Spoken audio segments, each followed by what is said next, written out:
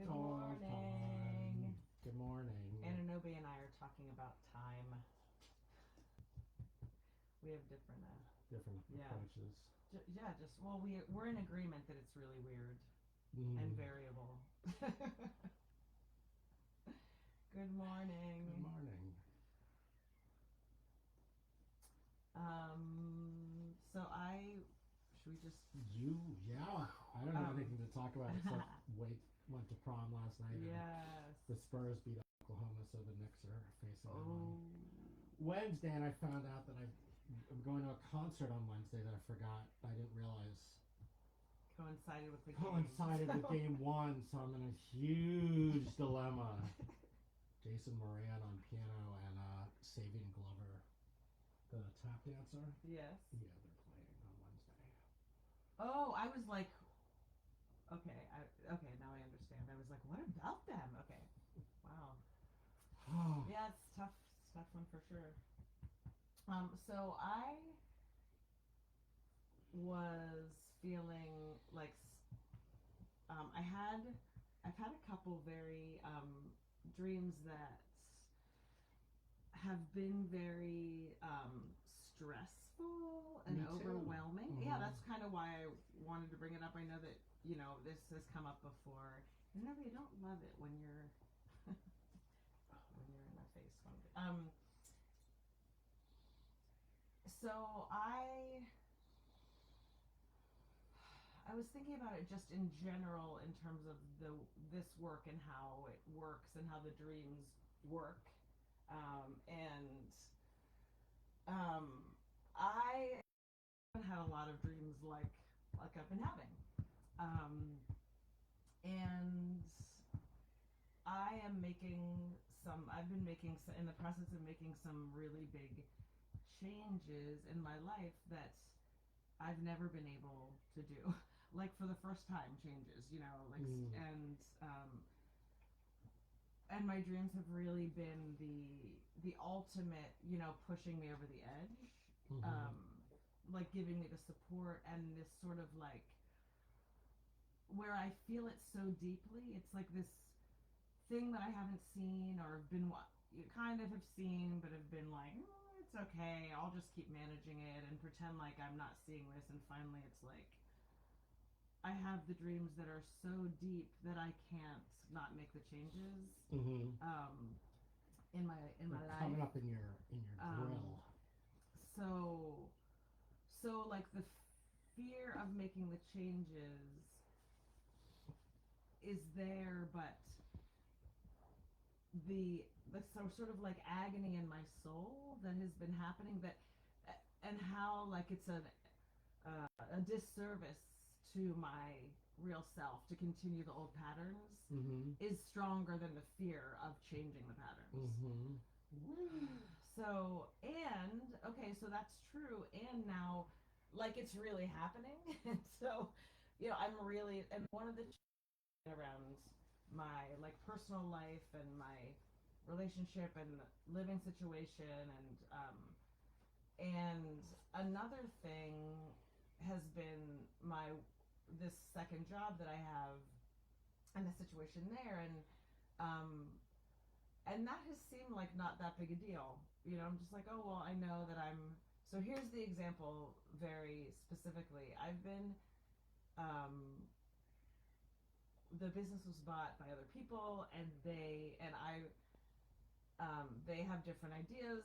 Great, yes, comfortable in itself, and has been a fun and humbling thing to feel like, whoa, this is really, I'm used to it being this way, and like, Mm-hmm. I really got it down, and and so one of the things is labor cost, so I done a lot at that job, and the old owners were like, we love and appreciate you, we trust you, we know that you work really hard, and you are seeing things that we don't, so we give you our blessing to like go in Mm-hmm. and start work whenever is best, and Mm-hmm. then and work, and then the new people are like, no, this is when these are the hours you get, and that's it.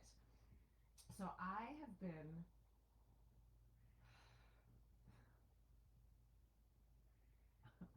I can feel like shame wanting to come in or whatever. Or what I have been going in at the earlier time and working off the clock because if I don't do it, I can't like have a. It's just too chaotic and too. It doesn't work. You know, like the things don't get done, and then I can't have a good shift. Like I. So you're going in without getting paid in order to make your job Yes, in more order to. reasonable. Yes, and also. But you're really actually working. Right, and I know I have talked to the people. Like I am aware, everyone. Like truly, this is on me. It is on me. It is not like I have talked to the people who bought the business. I have explained to them. I've written down like everything that I do. I've written it down. I've had talked to as many people as I possibly can, and said, which was also really hard in a step in this process. You know, was and to just say, could I get paid like, you know, for like 30 minutes more, like seriously, like kind of negotiating like a little bit more, and like because this is not working and this is why isn't it working, can you have my back, and ask the people, and like it's just been so anyway I landed realizing that that is none of those things are going to happen. So I made the choice like to just keep working and doing all this stuff. So now I decided to not anymore. Like, and it's just been really hard. It's been so scary. Like the first morning I had to call Ben on my way to work because I was feeling so scared and so uncomfortable.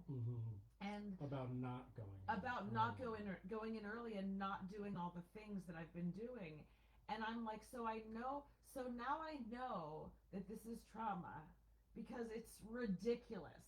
Like what was going on in my body is is is irrational completely to what is happening, you know, like, and so yeah, so I just what I did was instead of noting all the stories that my mind was telling me about what might happen and what was going to surely happen when I stopped doing this thing and enabling all the dysfunction and whatever else, and doing the and stopping doing the thing that keeps me comfortable. And I have, you know, it's easy to be like, I'm just managing my trauma and this has all been me managing my trauma, and that, and you know, and that's it, and like, but I do also feel that there's another thing, which is the things aren't getting done, and when things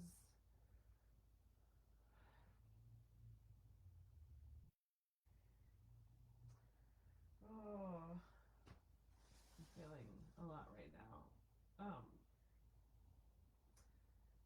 The there is a positive side, or like it's not just that, it's not wasn't just me managing my trauma, it's also like when things are actually done to a certain point, then I can actually really let go and be very very present with people and enjoy them, and it's like the thing that I love about the job and that means the most, and it's why I've kept this job, and it really really, as I've said before, it's very meaningful to me, and it really, like, I truly, my heart is so there, and I just really love people and love really being with them, and it's difficult when, yeah, there's a lot of dysfunction and stuff, and so I don't know. I don't want to defend myself, but I want to say that um, it's not. There's just more complexities. It's like the gray areas, kind of a thing. Like, um, so yeah. So that is a thing.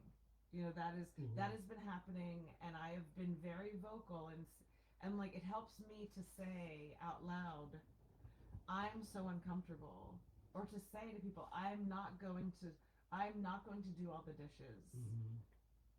Because people now just Because expecting you to I do don't it. even know if they're consciously expecting anything, but I think of the dishwasher coming in for their shift having mountains more dishes to do because, you know, and like, so I need to say it out loud, otherwise I will actually start to do them. It's like as a way to hold myself accountable because Mhm. no one else is going to because they don't carry their way. I Right. mean, and I don't mean that in a bad way. My coworkers don't care but it's helpful for me to say that Mhm. I'm not going to do that. So the expectations can be clear and out and open or whatever. I have no idea. I'm really like, if this isn't evidence enough, this has really like been very disruptive Mhm. um, to me, and it's bringing up a lot of feelings. So that's like, yay, yay. Now I get to see, this is one of the benefits of changing this behavior. I'm really doing it. I'm not just, and it's like really like, now I can see why I'm just like, whoa, my whole life is like being turned over. I feel Mhm. really like I'm underwater in the waves, like when you get crashed by a wave and Pummeled. you're like, yeah, and it's like Mhm. I feel very pummeled and very. So then I'm having this dream. I had this dream last night that I was working in this. I was helping out at another location of the restaurant where I work, and it was very like efficient. I've had several of these dreams over the years of like where I'm everything's really far apart Mhm. and there's no reason they should. So it's like I have to take. It's just everything takes longer. It's just absurd. Um, and so it was a dream like that. And so when we have dreams like this, so for me, I'm like, wow, this shows me how much fear, my dream just, it kind of feels stressful. In the dream, in my dream, the animus was there, and it was like he was basically like saying to me, he's like, we're out of the main ingredient. Like he came over to me and Mhm. like stood really close. It was like, we're out of the main ingredient. Mhm. Like this is, it's gonna be like nearly impossible. Like now this is all so hard for these reasons, and Mhm. we're out of the main ingredient. And it was like so loving, and I felt like, and then he walked back into the kitchen, and like the feeling that I got was, I have to stay here and be in this, and like he's back there, Mhm. so like I'm not You alone have in to this. stay in the In this, discomfort. in all, yes, Mhm. in the discomfort, in the fear, in the kind of chaos, in the like this discombobulation that I'm feeling. This, Mhm. and really what it, how, what it is, like I work with people who have a lot of stress dreams and a lot of anxiety dreams and a lot of, and it's like for me, what is so clear is just, this is just fear. It's like, and Mhm. how much fear there really is here, and I can track it to a lot of trauma and like a, but really I'm just gonna call it fear, and Mhm. just be to get. It's just like there's a lot of fear, and it is not about um, the uh, the chaos of, it's not about how inefficient things are. It's just that there's a lot of fear here, Mhm. and I think also the patterns that I'm breaking in this, like the really like, there's a way that I'm honoring myself that is very scary. It's like very scary, and Mhm. I don't know. I don't know what life is going to be like. Similar to when ending our marriage. Like it's very similar. It's like Mhm. I have no idea. Like Mhm. it's like nothing but unknown. Um, like truly, it's like and and it's really scary. So it's just like, okay, and what I wanted to just offer in terms of this work is like, what the dreams really help with is they give us this dream like, oh, I lost my wallet and I was Mhm. running around like a chicken Mhm. with my head cut off, and so like, okay, whatever, that's a throw. People can think that's a throwaway dream. Mhm. Like I couldn't, my car, the brakes in my car went out, and Mhm. I'm just going down the road. I in totally out. But it's like, this is obvious, but there's more. That feeling is everything. And it's like, is that familiar? No. Like a lot of people. So so yeah, we go around not realizing. So I've been going around not realizing actually how much fear Mm-hmm.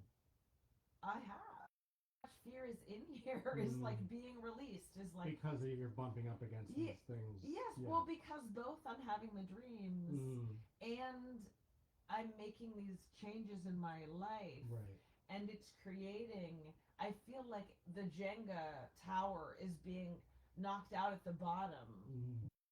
over and over and over again, like so in so many places in my life, these big places, and when I'm just going through my everyday, I can feel it, and that's thanks to the dreams. And this is why what's so amazing, and part of what came up in class yesterday, that their class that we had, which was like that is part of what the dreams give us, is like they start to give us this opportunity to feel what is going on underneath. And then once we get used to interjecting or used to being curious, at least a little bit open to feeling, why, what is this? Like discombobulation, chaos, anxiety, whatever you want to call it, the stress, what is this stressful feeling? We don't have to call it fear. What this, when my body, when I feel this, it's like I'm swallowing like a metal, like pieces of metal, slivers of metal, or like all, what is this? Like, oh, I'm feeling this metal in my throat, and like I can't breathe, and like I don't it's hard to speak, and like, oh, I'm feeling this. This is for my dream. What is this? What's happening? So when we start to really be able to have that sort of like lovely investigatory kind of like, um, we get to learn a lot, and then the more we do it, why this work is so helpful, the less we react. The less we're sort of like in trauma reaction, and the more we can have space between ourselves, the feeling and the reaction, and their support. The dreams offer the support and bring us the characters, the archetypes, to the dogs, the animals, the places, the people, where we really feel loved and supported, to breathe more into the feeling, and then we can be like, oh, this is that, like, it's okay, and then we can stay longer, and we're not just stuck in the reaction of like, holy shit, and we're not stuck in the blame that we do to not feel. And that's part of their reactivity, is like, I'm gonna blame. In the instance of my job, it'd be very easy to blame, um, the new people who bought the business, and and they suck, and it's not fair, and they can't see, and they're terrible, and they're not, an easy story. They're not paying me. I am working, and they're not paying me. That's a story that could sound true. Not true. Like, I asked to work. Like, I asked to be paid, and I said, like, I pled my case. I was like, this is really not, these things aren't happening. Can you help me make them happen? Either by, holding people responsible for the job where it's really their job. Can you help hold them responsible? No. Okay. Can you pay me to do? No. Okay. I found out. I said, all right, well, you know what? I'm gonna do it anyway.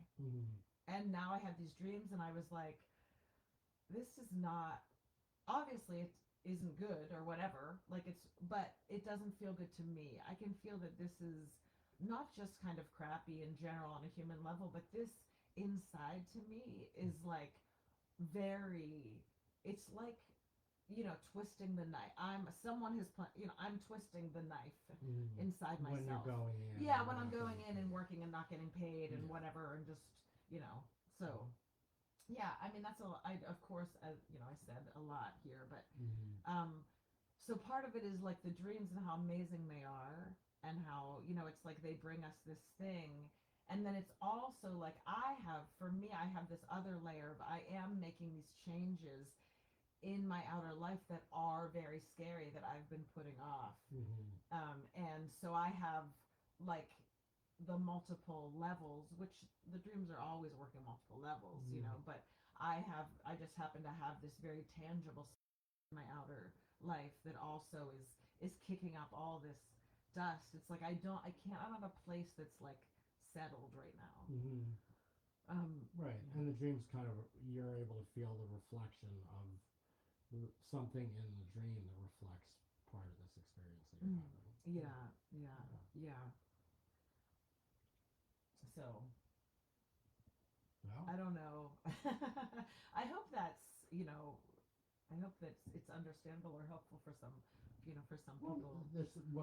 there's something for me about how the like widening the context of our experience, Mm-hmm. like being able to see the angles of our experience rather than being really myopic and stuck Mm-hmm. in the experience of you like in your mind deciding whether or not to work and Mm-hmm. that all this stuff Mm-hmm. that there's that can I imagine in similar examples that I have it can get pretty constricted trying to figure out the one thing or Mm-hmm. the other Mm-hmm.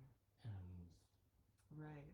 and Yeah. the dreams broaden this so it's Mm-hmm. not just about the thing that we're struggling which may be a Mm-hmm. particular logistical thing Mm-hmm. but there's always this bigger context Right. for it and without the dreams personally I wouldn't be able to understand Mm-hmm. Mm-hmm. what the bigger context Right. is for Right. it and Right. so that's Yes. where it gets really powerful because then we have these wonderful characters in our dreams and the metaphors of our experience and Mm-hmm. like my client who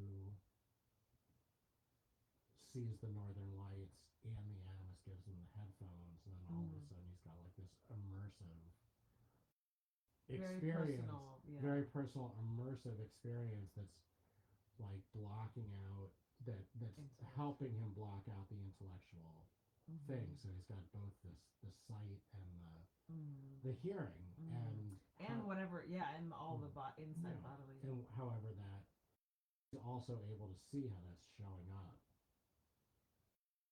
and it's Mm-hmm. also a wonderful tool because it's allowing him to not to notice when he's going off into thinking and Mm-hmm. perseveration Mm-hmm. Mm-hmm. as well Yeah.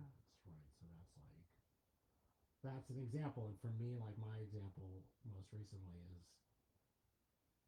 not so much things going on in my life because everything for me I'm in this blessed place where everything feels really settled that I'm the dreams are helping me work this thing that has little to do with like the reactions that I have in some way because there's not a lot in my world that is particularly triggering reactions but it's the deeper part of just the place where I am in reaction as a baseline experience. So I have this dream where I'm kind of like stressed out and worried going into the room and classes, school has always been a real trigger for me for some reason, for some trauma response going in and learn like needing even saying needing to learn like there's always a sense of pressure and responsibility about Mm-hmm. even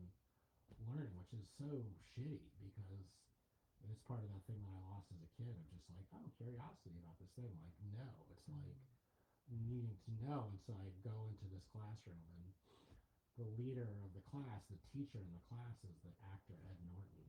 Um, and I feel so comforted by him. And so I'm not taking any classes, right? Like I'm not enrolled in any classes right now, but I still have that very familiar old residue of taking classes that is contracting for me. And it shows up now in having to do paperwork and other things that are sort of school related, like having to do an assignment Mm-hmm.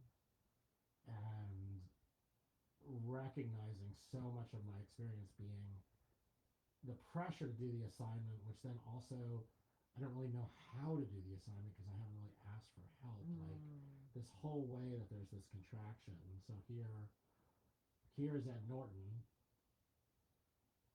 and it just he's like you got like so supportive and welcoming, and so that's allowing me to feel that energy. That's not necessarily showing up in these places. Like you have To these feel examples, that, what energy, the the energy supportive. of just feeling like I'm stressed out. Okay. Oh, but I Yeah. don't. I don't need to be stressed out because here's Mm-hmm. this guy, Mm-hmm. this energy, this animus, this divine, whatever the language that you're comfortable with, who's just there to be like, I got you. Like, we're gonna get through this. Like, you don't even need to know. I don't even need to know. Like, just kind of see what happens. And I'm just in that place where I don't have like places to interject it to in terms of reaction, but I have places to interject it to in noticing that I'm kind of always feeling some degree of this sense of I need to do something. Like I can even feel it now. Like as you and I are sitting, I'm sort of scanning things that I want to put in order. It's that sort of hypervigilance, ADHD trauma response, and that takes me away from like, oh, like I immediately start to speed up and feel like a pressure and responsibility about even getting my records more organized. But then I go into the state around it because I don't have the like, hey, you know what? Take your time. Like you got plenty of time to do. Can I ask you a question about the Sure. dream? Because when he first came, when Edward Norton came, did you immediately feel comforted by him? Oh yeah. Okay. Like right away. Fascinating. Yeah, right away. That to me is the most interesting thing because you have had Well, your I don't like him. association with him is I mean this is like Yeah, I don't. I've always had I've always had a reaction to Ed Norton. Like, I have disliked movies that he's in that a lot of people have really liked or have been really moved by, and I've been like, this, like American History X, was that movie where he plays like a neo-Nazi? I was like, ugh, he's like this big message, and it's so fucking trite. Like, oh, he meets a black person, and all of a sudden he's not a neo-Nazi. Like, oh, that's like I just like, and so I'm like in an argument. This is what it feels like.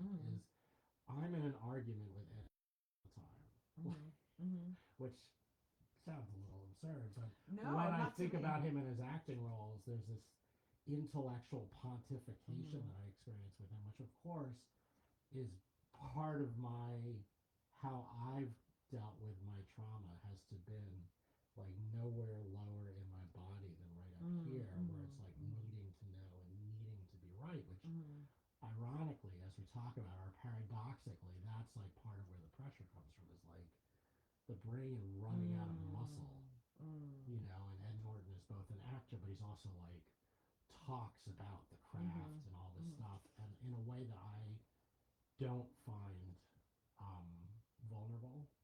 I don't find interesting, and so it's just marvelous that he comes as the analyst because it transcends all this reactivity. So then part of this, I'm just getting this now as we're talking. Where in the world do I project onto people in a judgmental way where I'm not able to perceive what they actually have to offer?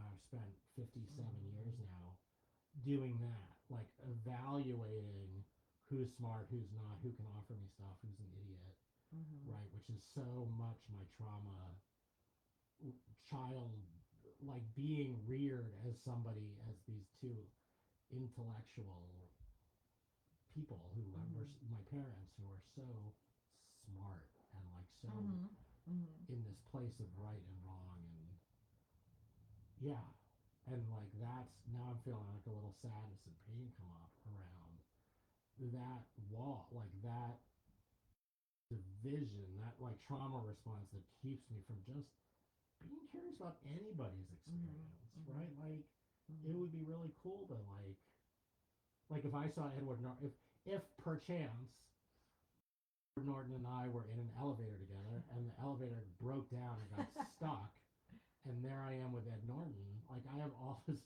projection onto him. Well, what would it be like to just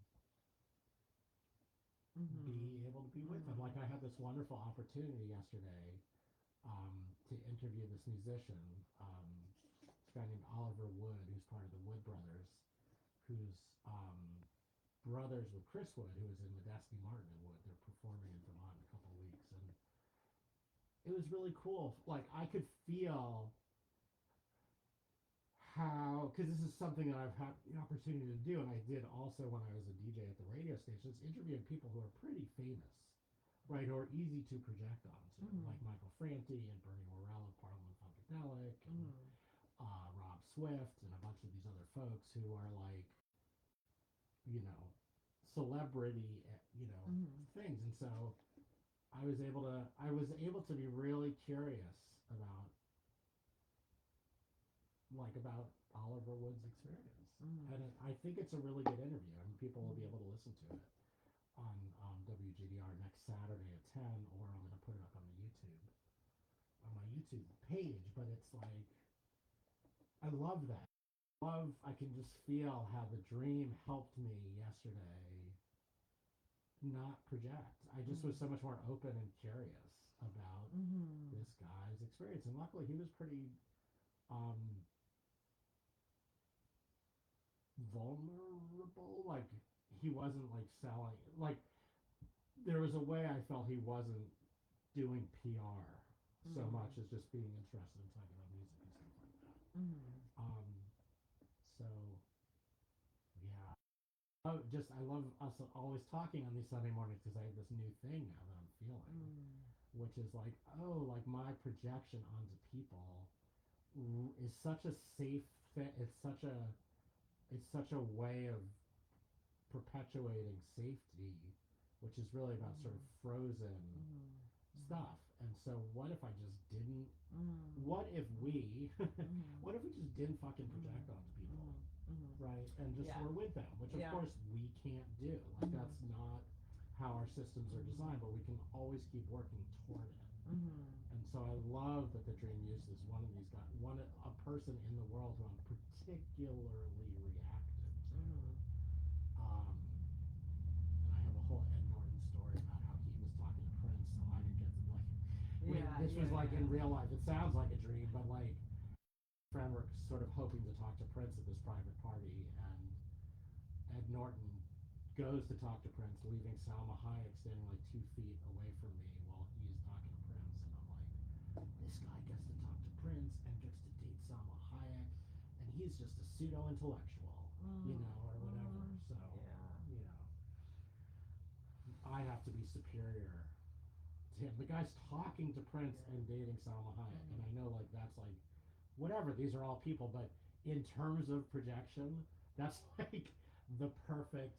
He's talking to the person who I would most want to talk to in the world, and dating someone who I find to be one of the most beautiful women in the world. He gets it all, but he's an asshole, and so I love the layer of the dream. God, like how killing me with pain right now for some reason, but okay, like, in my experience now, I'm breaking that projection. Like, there is no, like, the triangle of Prince, Ed Norton, and Salma Hayek.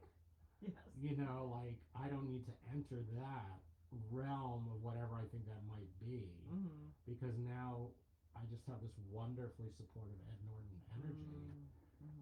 Acting is like a class. I never had that experience in school ever. Because I was so, like, I kind of joke, but it's not really that funny. Like, I would drop the moment a teacher or professor did something I didn't like or I disagreed with, I would drop the class. Which is part of why it took me 7 years to graduate from college. Wow, I never knew that. Yeah, and so, like, I remember this writing teacher at UVM who was kind of esteemed and had published some stuff, and I really wanted to. I've always kind of wanted to write more than I do, and so I was all excited about taking this writing class. And he comes in the first day and he's showing, like, the galleys of his potential book covers, and I'm like, what does this have to do with it? Like, fuck this guy. What an egotist who's, like, showing us his book cover. What does that have to do with teaching us about writing? And so that was enough. And then he, like, did this other thing where I brought in this piece that I wanted to write, but I'd forgotten it, and then he never called on me again, and so I went to him. I mean, he kind of was a dick, and he's like, well, I was really hurt that you forgot your thing, that's why I didn't call on you again, which is like, I understand why I'm projecting on him, but that was just an excuse. He gave me a really good excuse to say fuck you, dad, basically. But Yeah. other professors gave me less of an excuse, but that energy was still there anyway. Right? And it's still a fucking projection. It's still, you know, who knows if I could have said, like, ooh, my feelings are hurt because I just really wanted to write for you and you're not calling it. Like, who the fuck knows? But instead I'm like, fuck you, teacher. Which is really the fuck you to the father who never, who provided me the opposite of curiosity and stuff. Like, he really did, right? My dad really made it so I felt scary and attracted because he was a rageful, intellectual alcoholic. Scary motherfucker. So. Yeah, I mean, I can just feeling like, a lot of pain, and it's pain, not really just about this whole thing, not necessarily just the Prince Samhack triangle, Edward Norton triangle, but like how this is like, this is life. Exactly what you're talking about is what happens hundreds of times a day. Is like, those things. Fuck you, dad. I'm gonna drop this. Whatever. I'm gonna do that. And just like yeah, it's wild. It's so wild. I've really been um, I've really been feeling into the thing that Brene Brown talks about. Speaking of projections, and I had a very negative projection onto her for so long. And Brene Brown and Ed Norton, if you're out there, please join us in this podcast so you can help us work through our projections onto you. But so she talks about the hypothesis of generosity and like assuming positive intent. And there's some way, like I remember years ago, it was the first time I listened to her where I was like not just totally projecting and like being so mad that she is talking about vulnerability, but it didn't feel vulnerable at all. So I was like, feels like so wrong. Like I just had such a like whatever, like a real reaction to it that really shut me down. Like, really shut me down. And I listened to this thing, and she I think that was the moment when it was before she had a cool thing to say about it, like the hypothesis of generosity. She was talking about, vulnerability in this study that she had done, and her husband asking her this question, and it was about intent, and do you go into things like assuming positive intent? And Brene Brown was like, no, like what are you even talking about? Like what? Like why would I do that or whatever? And that was vulnerable to me. I was like, yes, okay, like but anyway, so I've been really feeling that for myself, and part of that for me is like that's projection. That's about it's not easy to go in with that hypothesis, assuming positive intent, when we have so much just projecting a reaction. It's like you can't will yourself to go in, like to assume positive intent. If you're too scared. It's like, and then it's like really, really, really difficult. So it's kind of very much, it's like one of those things that's like very much easier said than done, and it's actually really, really hard. And I have a great example of that. Oh, okay, me too. Go ahead. Well, so the dream I had last night, I'm terrified because what I hear is that there's this invasion coming into the town. Like these two warring, some weird shit is going on. That's all I know. I'm in my house, and like there's a bunch of people outside, and this machine like scrapes against our house. I'm like, what the fuck's going on?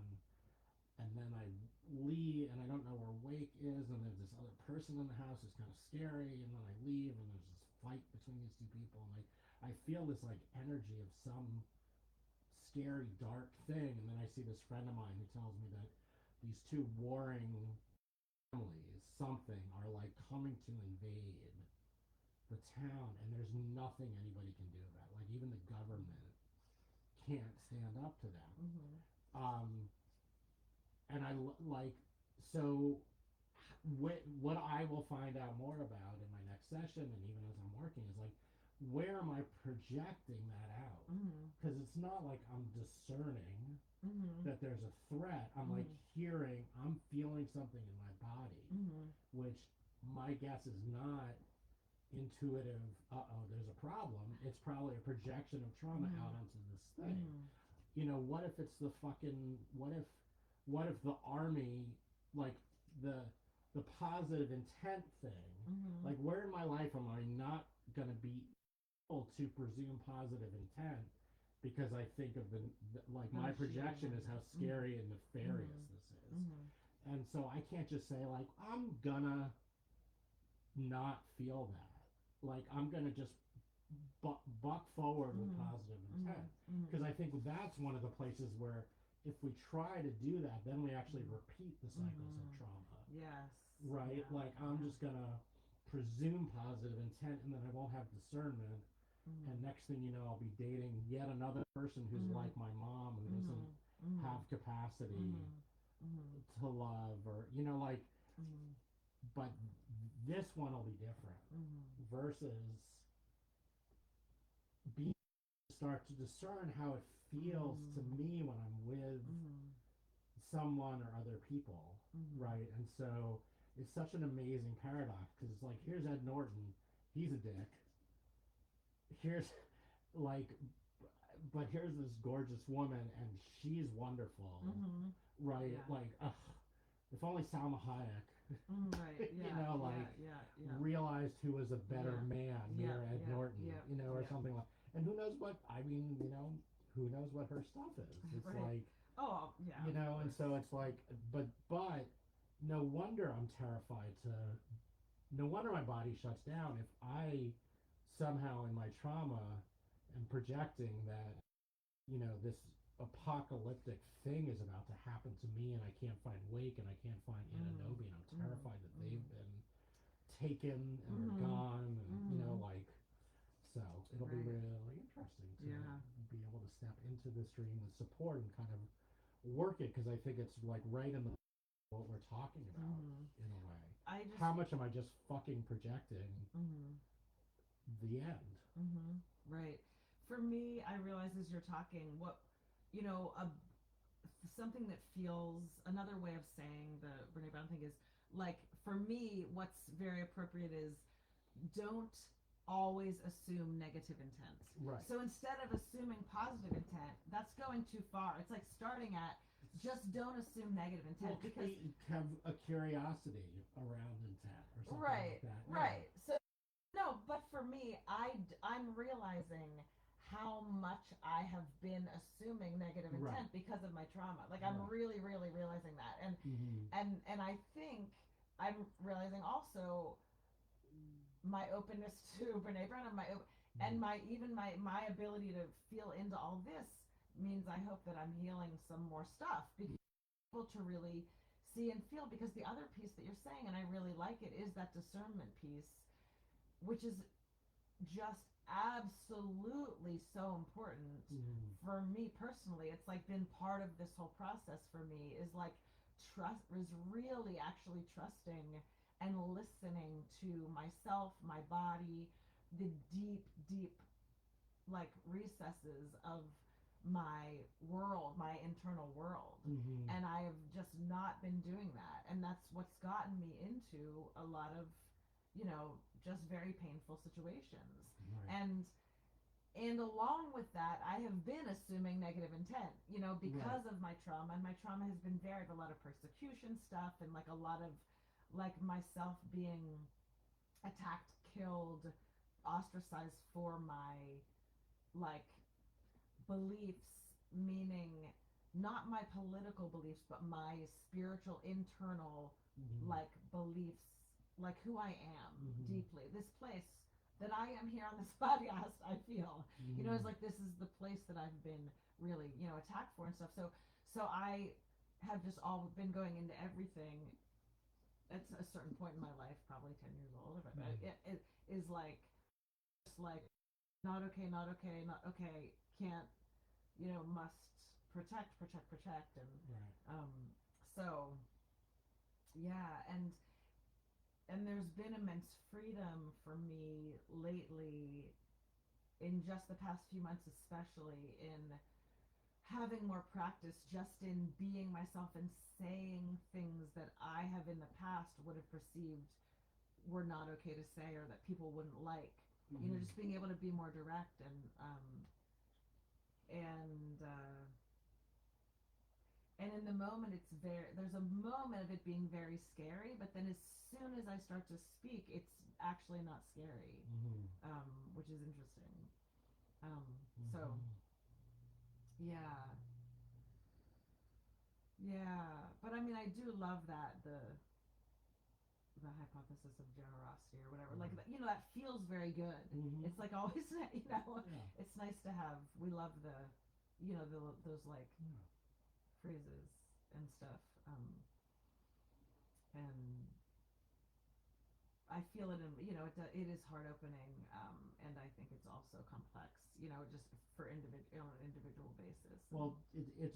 I mean, I'm so grateful for the dreams because it helps in the process of learning about discernment and projection. Like it's so. It gets like this dream with Ed Norton is so fucking helpful in me sort of feeling and seeing this thing that without the dream, I'm not sure it would have happened.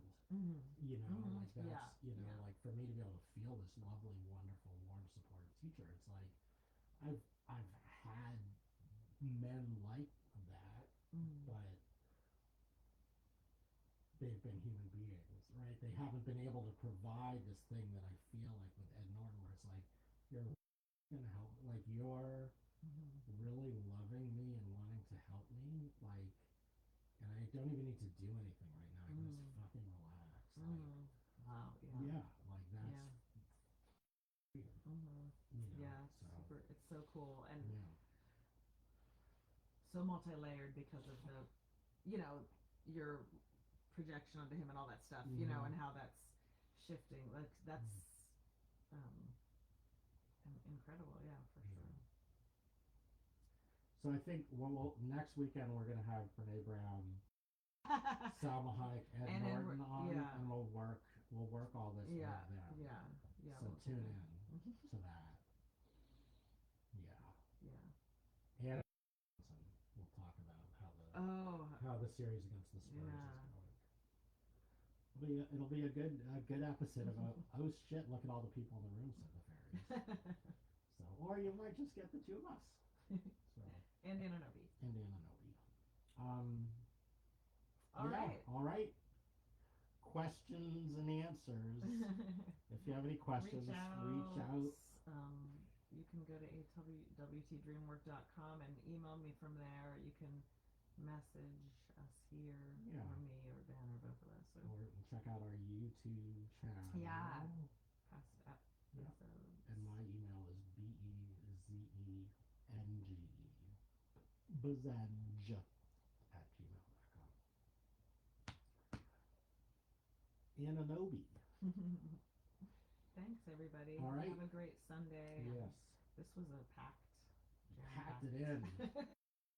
I have to pee and drink some more water because I've had too much coffee. All right. Okay. See y'all soon. Bye. Bye.